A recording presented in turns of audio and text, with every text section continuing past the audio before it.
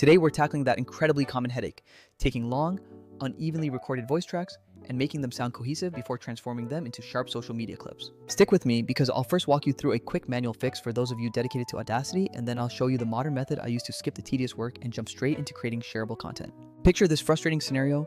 You have one long episode featuring 10 or maybe even 15 different speakers, some whispering, some shouting, and the audience is subjected to a jarring roller coaster of fluctuating audio levels. That kind of uneven sound profile is simply not a good listening experience for anyone trying to absorb your message.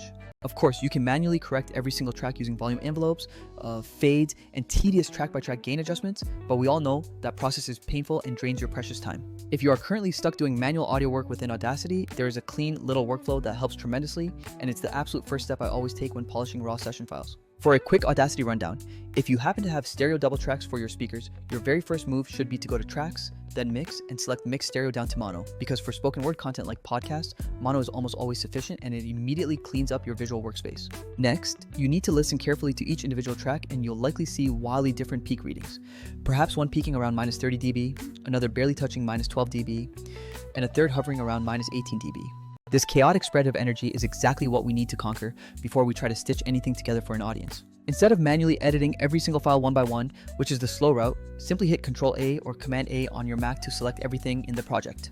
Then navigate over to the Effect menu, find Volume and Compression, and select the Loudness Normalization tool to begin leveling the playing field. Do not panic about all the setting boxes in that dialog. The default values Audacity provides are actually quite sensible for a first pass at balancing perceived loudness. This tool measures the actual perceived loudness using LUFS, which is superior to just looking at RMS or peak values, and it will try to make every track sound similar without needing a full re-recording or heavy-handed compression. Crucially, make sure you will leave the target LUFS value at its default, which is often around minus 23 for broadcast, but the Audacity default setting is a perfectly good starting benchmark.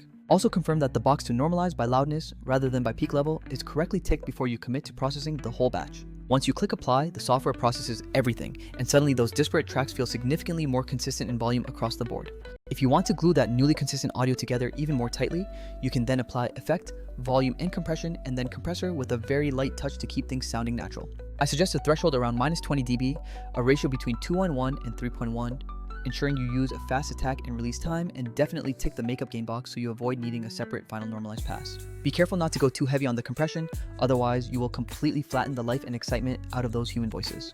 That specific combo, loudness normalized first, followed by that gentle compressor, was the reliable standard I relied upon for years to manage my interviews and podcasts. But let's be honest with ourselves, that is still a multi-step manual workflow that eats up time, especially when your goal is turning one long recording into a dozen short clips for TikTok, Instagram Reels, or YouTube Shorts. That's when you also have to find the most interesting moments, trim them perfectly, add stylized captions, correctly size them for vertical screens, and then schedule them all for release. This is precisely where that manual effort transforms into tedious, soul-crushing work very quickly.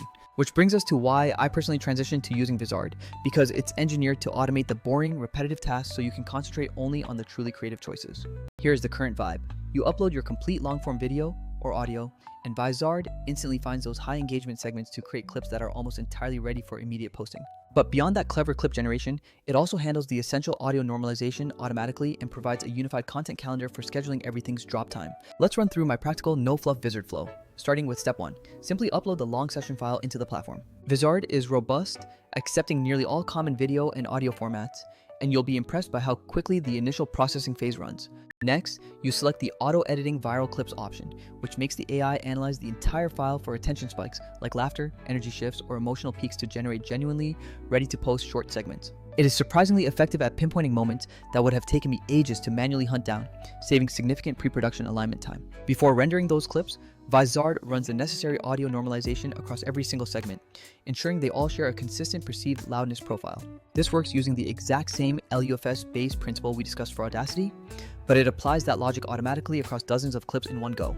You even get to specify the target loudness based on your destination platform, with something around minus 14 LUFS being a great default for general social media sharing. For those times you desire an even tighter and more polished sound in your clips, Vizard offers lightweight compression presets that are specifically tuned for clear speech. I personally lean towards the natural preset, which applies just enough gentle compression and uses makeup gain so your clips sound cohesive without sacrificing vocal dynamics. Step 5 covers the visual preparation, as Vizard auto-suggests the correct vertical crops for shorts and reels, and the square format for Instagram posts.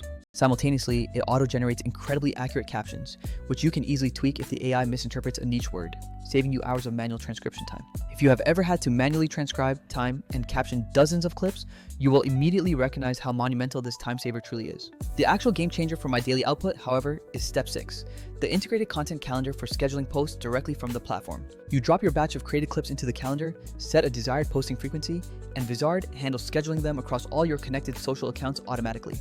This means no more exporting separate files, opening each external platform, uploading, filling out metadata, and repeating the entire monotonous cycle. It is truly a set it and forget it system where the AI manages the cadence of your new content drops according to the schedule you established. Finally, step 7 involves a quick skim of all the generated clips for final approval, allowing you to tweak a caption or adjust a trim before hitting the final publish command. The entire process that used to consume hours of focused effort per episode now takes a mere fraction of that time, thanks to this streamlined pipeline.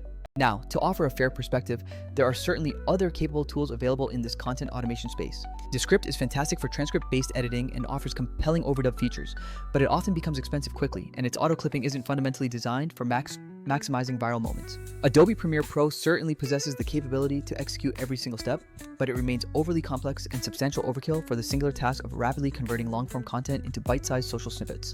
CapCut is undeniably great for individual creators focused on hands-on editing, yet it primarily functions as a single clip editor and lacks any built-in features for automated scheduling or a centralized content calendar.